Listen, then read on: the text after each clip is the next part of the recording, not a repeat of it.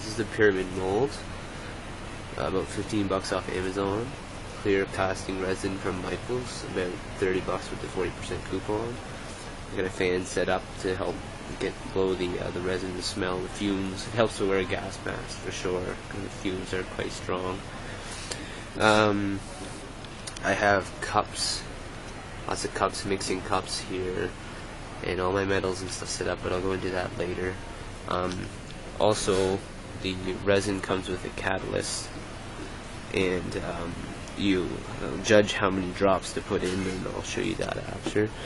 But then also I have popsicle sticks as mixing utensils, and I also use like a drum. I'll either use a drum or I have my crystal singing bowl that I use to vibrationally attune like the whole area and like the Orgoniye myself even while I'm doing this, so that I can be as pure, or do things as pure, with as much purity as possible.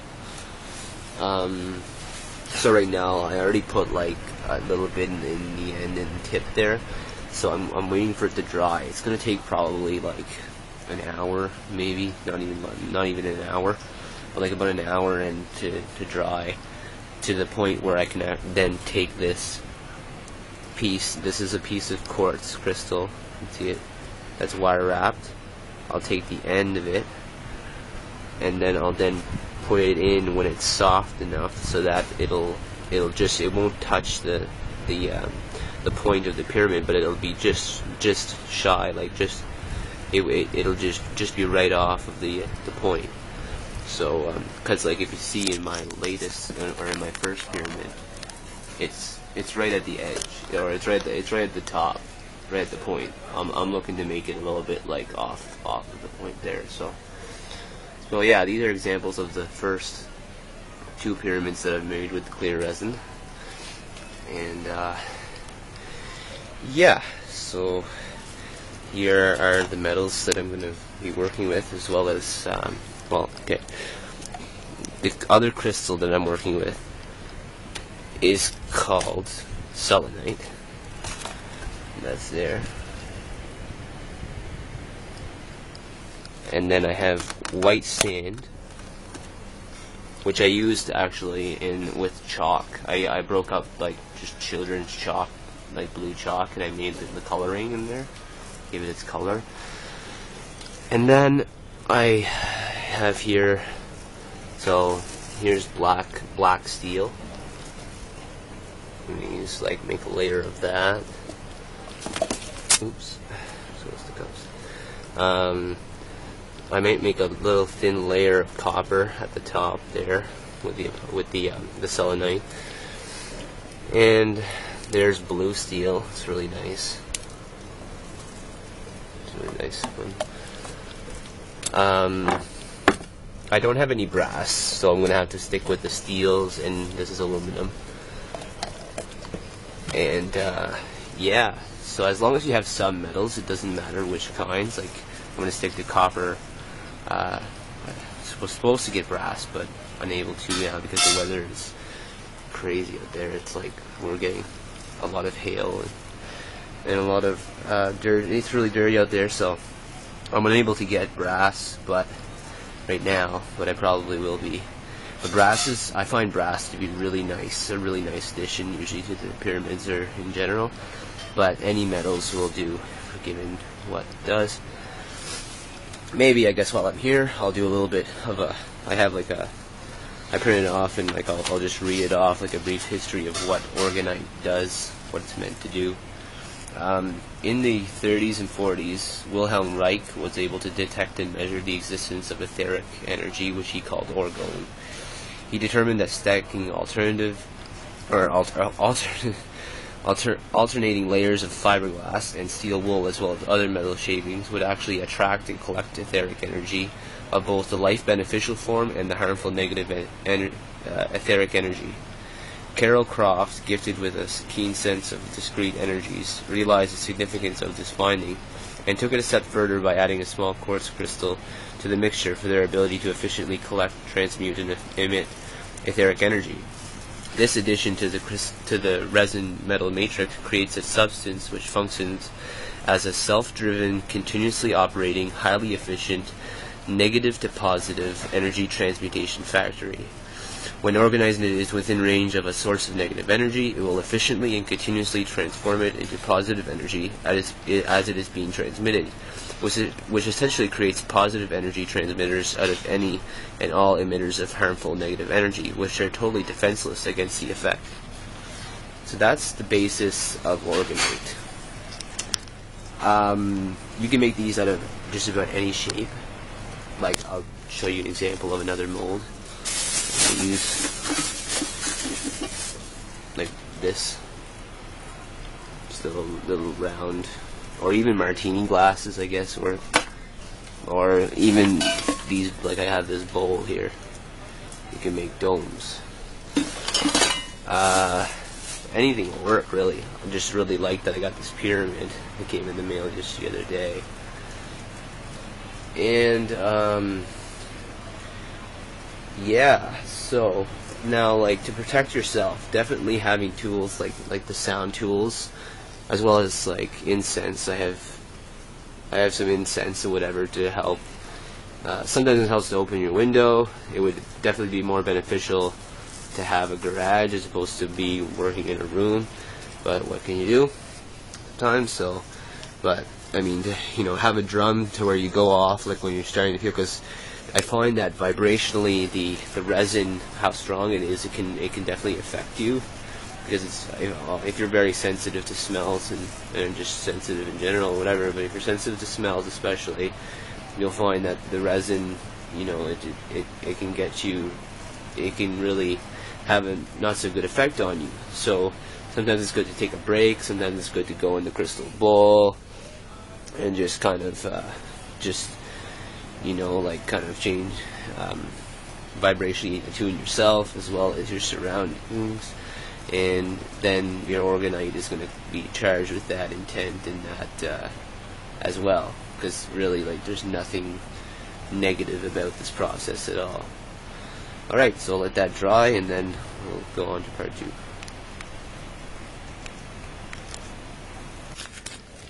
Okay, so we're back, and you can look in there and you see the crystal is just right inside the mixture there, just sticking straight up. So you have to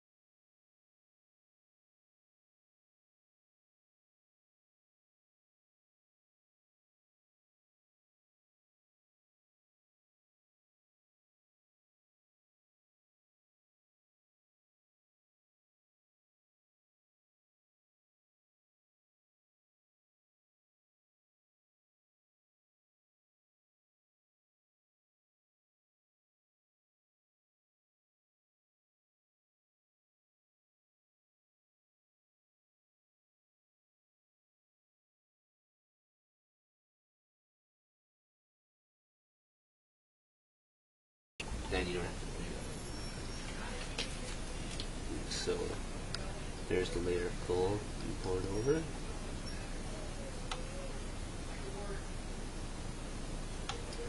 And then I'm just going to leave this sit and set, just like I did with the quartzite.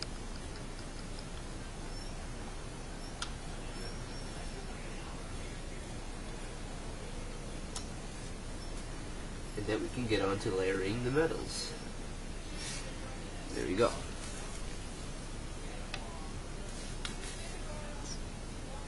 Alright, we're going to do a layer of aluminum now.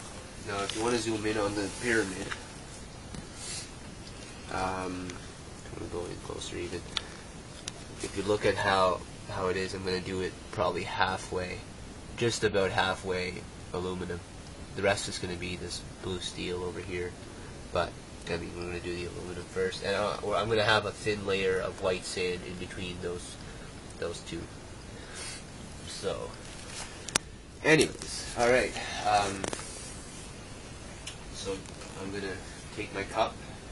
I'll use the one that had the gold flakes in it, like whatever, it doesn't really matter. Sometimes you'll want to take a new cup altogether because it's just, some of them are just too dirty with other metals or whatever to work with. So I just decide, okay, oops, maybe I went a little bit too much there. No, that's good. It's a big layer, I think. Well, whatever you think. I'll put a little bit less.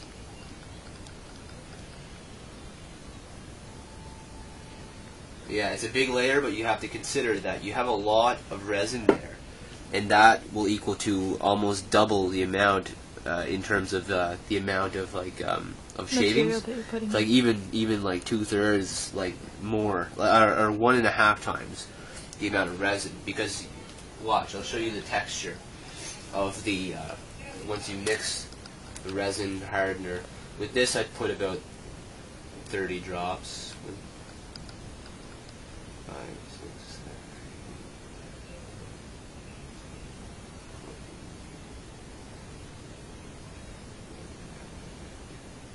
7. Actually, 25. 25 is good. You don't need to go too much overboard. But then mix it up.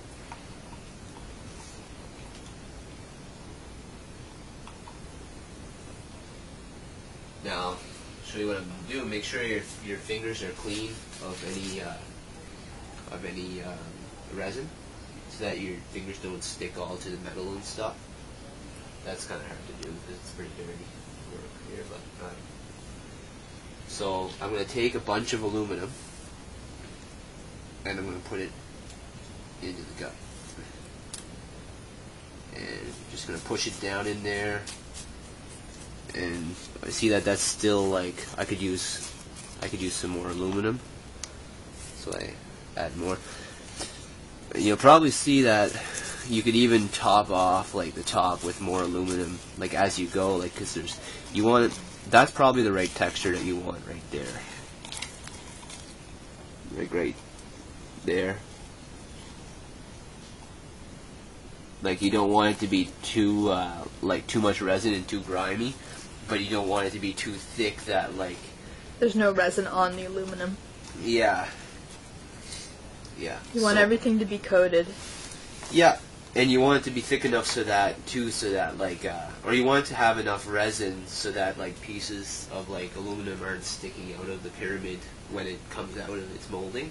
Mm-hmm. Or like do the best you can so that doesn't happen. Sometimes you really know, but alright. So here we're going to pour it.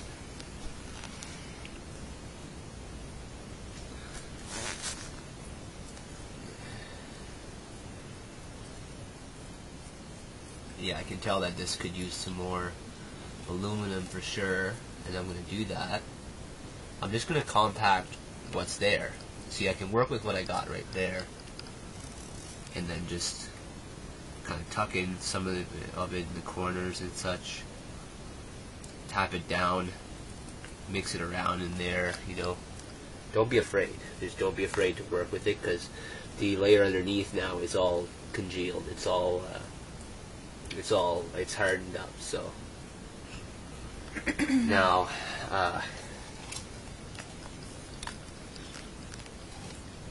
now I'm going to add more resin and more aluminum because I can tell that it needs a little bit more. So probably about this much resin. I can't see. Yeah. That much resin and about 12 drops or so, or 10 drops.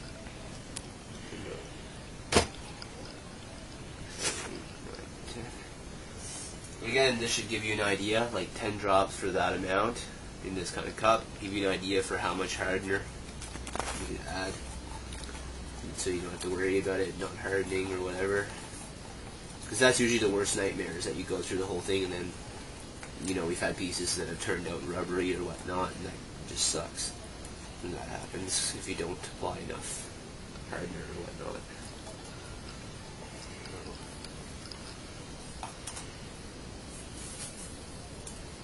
And then I'll just add a big chunk of aluminum again. I really like the aluminum in this piece.